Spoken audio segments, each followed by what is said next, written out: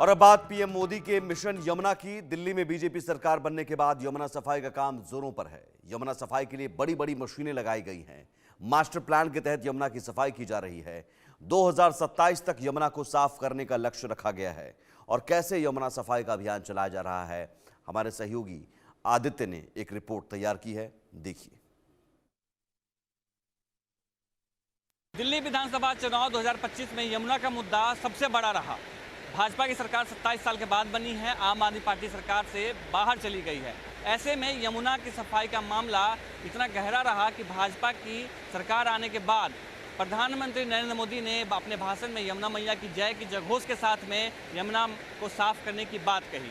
क्या यमुना साफ हो पाएगी, इसका अंदाज़ा आप इससे लगाया जा सकता है कि भाजपा की सरकार आने के बाद कई तरीके की मशीनें यमुना में उतारी गई, जो साफ सफाई के लिए एक संकेत लेकर आया है। लेकिन सवाल उठता है कि क्या उन मशीनों से ही यमुना साफ हो पाएगी? इस सवाल का जवाब है नहीं।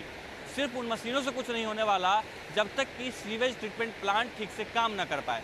मैं अभी मौजूद हूँ एक एसटीपी में, और मेरे पीछे आप दाहिने साइड में देखेंगे ये एसटीपी है एक, जो एक सबसे बड़ा, लगभग 44 दावा किया जाता है 44 एसटीपी में जो 37 एसटीपी चल रहे हैं, जो फंक्शनल हैं, उसमें से ये एक ऐसा एसटीपी है जो सबसे ज़्यादा पानी जो है साफ़ करता है। 70 MGD यानी कि 70 मिलियन गैलन जो है पानी साफ़ करता है। किस तरीके के एसटीपी होने चाहिए वो मैं आपको दिखाता हूँ।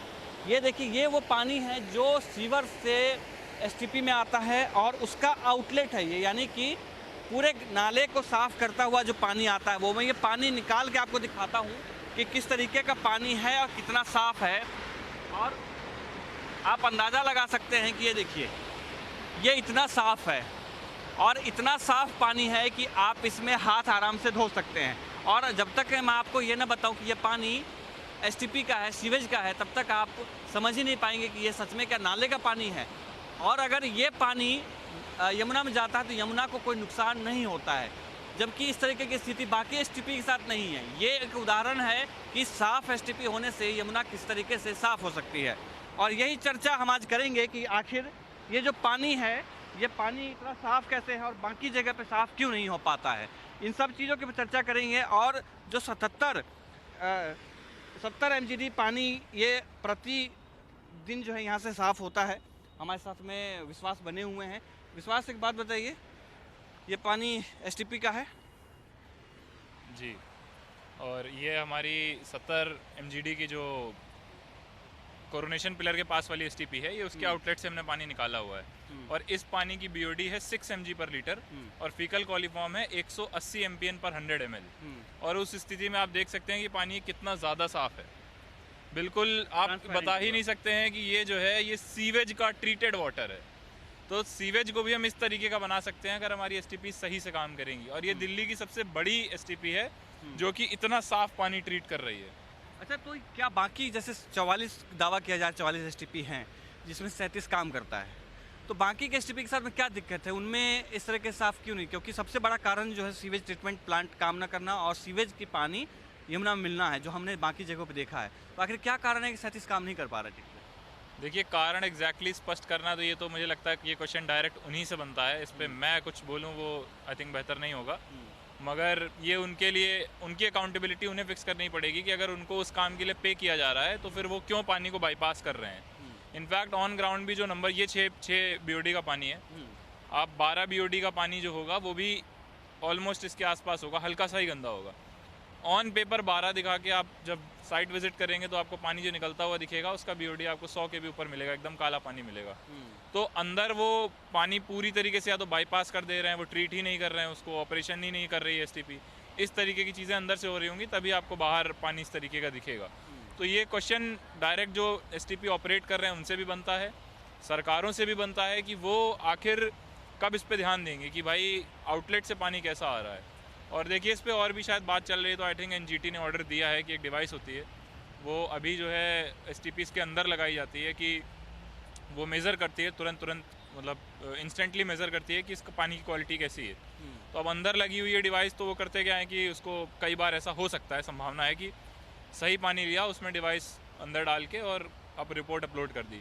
तो वो डिवाइस अगर बाहर लगे, एसटीपी के आउटलेट पे लगे, तो ये काम नहीं हो सकता है। तो जो रिपोर्ट बनेगी वो हरदम एक्यूरेट होगी। अभी कई बार रिपोर्ट ही नहीं हमारी एक्यूरेट होती है, ग्राउंड से एकदम मैच नहीं करती रिपोर्ट। तो ये एनजीटी का ऑर्डर आ गया है, इम्प्लीमेंटेशन इस पर भी होना है, और जब इम्प्लीमेंटेशन होगा तो एटलीस्ट हमें रिपोर्ट पे सारी चीज़ें सही सही दिखाई देंगी। तो उदाहरण इसका सबसे बड़ा लेकिन यही है कि अगर एसटीपीज बढ़िया काम करें तो किस तरीके के सीवेज, अपने सीवेज को हम किस तरीके का बना सकते हैं, और इसके लिए हमें डेफिनेटली मुझे लगता है क्रेडिट जो इसको ऑपरेट करते हैं L&T कंस्ट्रक्शन एंड पासवर्ड्स, उनको देना चाहिए कि इसी तरीके से वो बेहतर काम करते रहें और बाकी एसटीपीज भी इनसे इंस्पिरेशन लें कि हमें ऐसा काम करना है। दर्शक इस बात को जाने कि पूरे यमुना को जो सबसे ज़्यादा ख़राब करता है वो सीवेज का पानी होता है, यानी कि टॉयलेट और बाथरूम का जो पानी हमारे घरों से निकलता है वो होता है। साथ ही जो अन्य वेस्ट होते हैं जो पानी निकलता हुआ नाले के माध्यम से आता है, तो एसटीपी का काम होता है कि ये आप एसटीपी देख सकते हैं, एसटीपी प्लांट है, बहुत बड़ा प्लांट कहा जाता है कि ये है, और साफ़ जब ये पानी करता हुआ आता है तो आउटपुट इसका ये निकलता है, यानी कि पूरे दिल्ली का बहुत बड़ा एक हिस्सा होगा जहाँ से सीवेज का पानी यहाँ आता होगा। उसके बाद इसी माध्यम से साफ़ होकर के वो यमुना नदी में फिर छोड़ा जाता है नाले के माध्यम से। और देख सकते हैं इसमें एक जो जानवर है, जो भैंस है, वो अपना आराम से, गर्मी है थोड़ी सी तो उसको अपना वो मज़े से भैंस लेटी हुई है, और कहा जा सकता है कि बहुत हद तक सुकून देने वाला पानी है। यहाँ पे बदबू नहीं है और ये पानी इतना साफ़ है कि मैं इसे हाथ आराम से धो सकता हूँ। अब विश्वास, एक और बात बताइए कि एसटीपी को लेकर के नियम क्या क्या हैं वैसे? देखिए, एसटीपी को लेकर के जो हमारी 2015 में गाइडलाइंस आई थी तो उसमें यही था कि 10 BOD 10 TSS पे आपको ये पानी ट्रीट करना है। उसके बाद 2017 में ministry of environment and climate change ने इन गाइडलाइंस को थोड़ा सा रिलीज़ किया, थोड़ा ढीला किया, ऑल्दो करना नहीं चाहिए था। उन्होंने बोला कि मेट्रोपॉलिटन सिटीज़ में आपका जो BOD होगा वो 20 mg पर लीटर होगा और अदर एरियाज़ में 30 mg पर लीटर होगा। तो वो खुद ही गाइडलाइंस को रिलैक्स करने की कोशिश कर रहे थे। उसके बाद CPCB ने फिर से कंप्लेंट करी NGT में 2017 में। तो 2017 में एक एक्सपर्ट कमेटी सेटअप हुई और 2019 में फाइनली इस पर जजमेंट आया। NGT ने ऑर्डर पास किया कि जो 2015 में उनकी गाइडलाइंस थी CPCB की, उन्हीं मानकों पे हमें पानी ट्रीट करना होगा। तो वो जो अभी लेटेस्ट के मानक हैं वो यही है कि 10 BOD 10 mg पर लीटर पे BOD होना चाहिए। फीकल कॉलीफॉर्म 500 के नीचे होना चाहिए, 500 MPN पर 100 ml के नीचे होना चाहिए, और किसी में तो आई थिंक जो लेटेस्ट गाइडलाइंस है उसमें 230 MPN पर 100 ml के भी नीचे लाने के लिए बोला गया है, और 10 के नीचे TSS होना चाहिए। तो ये हमारी लेटेस्ट गाइडलाइंस हैं जिन पे हमारी एसटीपीज ऑपरेट करनी चाहिए। फीकल कैलिफॉर्म क्या होता है वो मैं आपको दर्शकों को बता दूं। फीकल कैलिफॉर्म वो होता है जो मानव के मलमूत्र में होता है या जानवरों के मलमूत्र में होता है, यानी कि जो बाथरूम से, टॉयलेट से जो पानी निकलता है उसमें फीकल कैलिफॉर्म के बैक्टीरिया जो होते हैं वो मात्रा बहुत ज़्यादा होता है। वही साफ़ होते हुए एसटीपी उसको साफ़ करता है, उसको कम करता है, और वो फिर वो नदी में मिलना चाहिए, ये नियम है। लेकिन फीकल कैलिफॉर्म बैक्टीरिया आप अगर ओखला बैराज में कितना अभी है? ओखला देखिए, यमुना जी जो एंटर करती हैं वो एंटर करती हैं पल्ला से, और पल्ला में अगर आप फीकल कॉलीफॉर्म की बात करेंगे तो वो 950 MPN पर 100 ml है, जो कि 1000 MPN पर 100 ml की जो गाइडलाइंस है उससे कम है। लेकिन जब असगरपुर, जहाँ से यमुना जी एग्जिट कर रही हैं दिल्ली में, वहाँ पे अगर आप देखेंगे तो वहाँ पे फीकल कॉलीफॉर्म की मात्रा आपकी 79 लाख हो जाती है।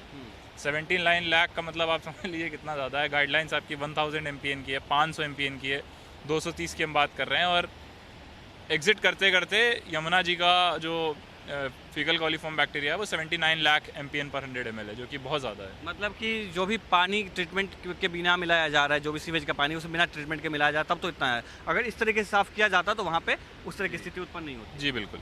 और ITO की बात करें तो ITO के पास में या कालिंदी कुंज के पास में, वहाँ पे इस तरह की स्थिति क्या है? क्या वहाँ पे फीकल कैलिफॉर्म बैक्टीरिया, क्योंकि माना जाता है कि सबसे ज़्यादा फीकल कैलिफॉर्म बैक्टीरिया जो ओखला बैराज के पास में चला जाता है, ऐसा कुछ है? वहाँ पे एक ड्रेन है कालिंदी कुंज के पास, अबुल फजल ड्रेन।